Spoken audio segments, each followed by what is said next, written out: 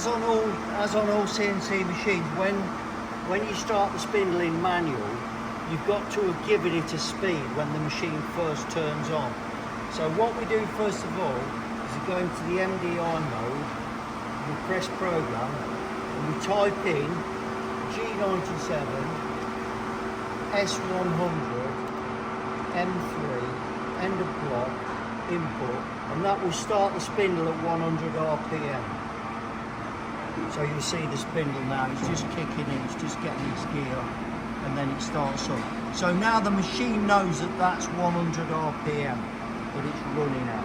So if I hit reset, which will stop that spindle, now if I go to a manual mode, I can use this button. So you press that one in, the select button, and then press that, and that will start your spindle either in forward or reverse.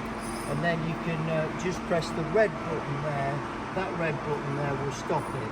Now if you just press this button, you'll see in there it just jogs the spindle. As long as your finger's on that button, it'll jog. Okay. Now I would imagine that will work with the door open.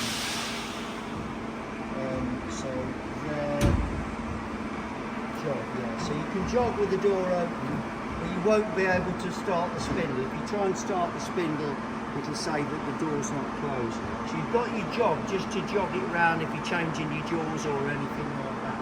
So that's your spindle operation there. Forward, reverse, and stop. Okay, you can stop that.